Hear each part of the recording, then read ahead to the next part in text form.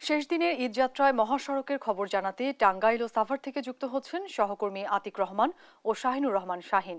শুরুতে টাঙ্গাইলে বঙ্গবন্ধু সেতুর পূর্ব পাড় থেকে যুক্ত হচ্ছেন আতিক রহমান। আতিক, সেতুর আগে মহাসড়কের চিত্র কেমন দেখছেন এবং টোল প্লাজায় যানজটের কোনো চিত্র দেখছেন কিনা?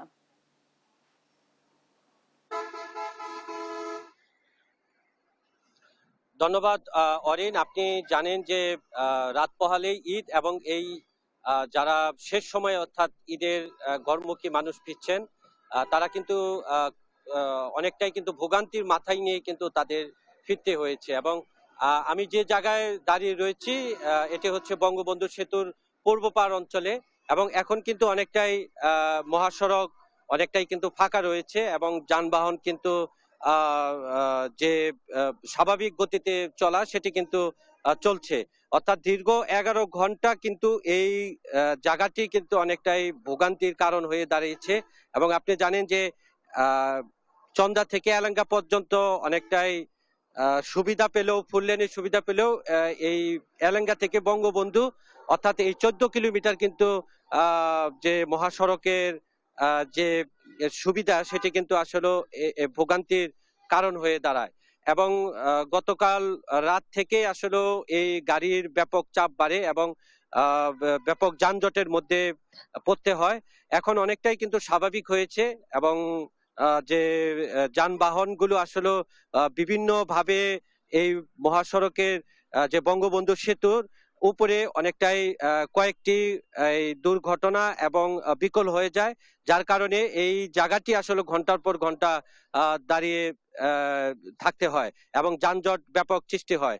এখন অনেকটাই যেহেতু মহাসড়ক যারা শেষ সময় ঈদে ঘরমুখী মানুষ যারা যাচ্ছেন, শেষ সময় আসলে এই এখন থেকে অনেকটাই কিন্তু স্বস্তির মাধ্যমে যেতে পারবেন। কারণ আপনি জানেন যে গত 4 দিনে কিন্তু হাজার হাজার এই বঙ্গবন্ধু সেতু দিয়ে গাড়ি পারাপার হয়েছে এবং গেল 24 ঘন্টায় প্রায় 53,000 যানবাহন কিন্তু পারাপার হয়েছে এবং প্রায় 3,65,00,000 টাকার উপরে কিন্তু এই টোল আদায় করা হয়েছে।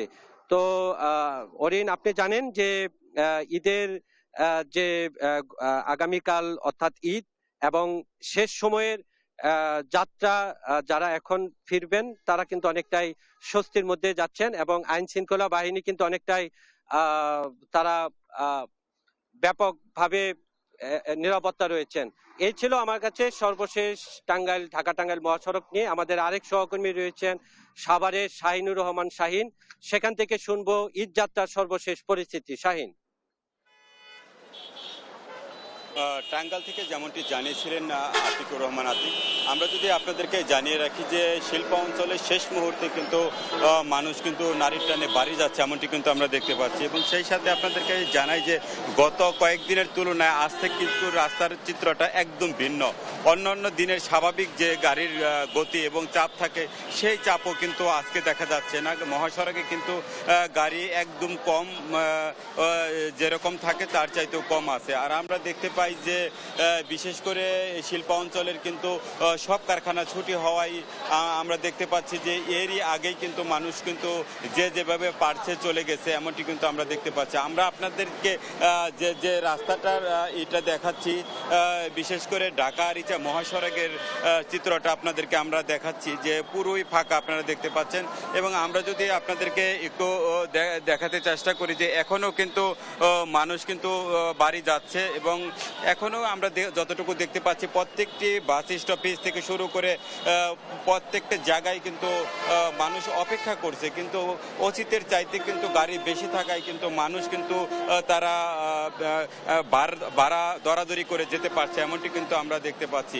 এবং সেই সাথে আপনাদেরকে জানিয়ে রাখি যে ঢাকা রিচা মহাসড়ক যেরকম নির্বিঘ্নে মানুষ তাদের দেশের বাড়ি যেতে পারছে, ঢাকা টাঙ্গাইল মহাসড়ক এবং নবীনগর থেকে চন্ডা যে সড়কটি আছে, এই সড়কও কিন্তু স্বাভাবিকের চাইতেও কিন্তু কম গাড়ি চলছে, এমনটি কিন্তু আমরা দেখতে পাচ্ছি। এবং সেই সাথে আপনাদেরকে জানিয়ে রাখি যে আবদুল্লাপুর থেকে যে বাইপালের যে রাস্তাটা, এই রাস্তাটা পুরোটাই কিন্তু বিশেষ করে যানজট থাকে, কিন্তু এখন দেখা যাচ্ছে যে বিশেষ করে যানজট কিন্তু নেই বললেই চলে। আপনাকে সব মিলিয়ে আমরা বলতে পারি যে বিশেষ করে যে ঢাকা রিচা মহাসড়ক এর বিভিন্ন গুরুত্বপূর্ণ পয়েন্টগুলোতে কিন্তু পুলিশ এবং হাইওয়ে পুলিশ এবং ঢাকা জেলা পুলিশ কিন্তু মোতায়েন থাকার পরে কিন্তু নির্বিঘ্নে মানুষ কিন্তু যেতে পারছে। এই ছিল অরিন ঢাকা রিচা মহাসড়কের সাভার এলাকা থেকে।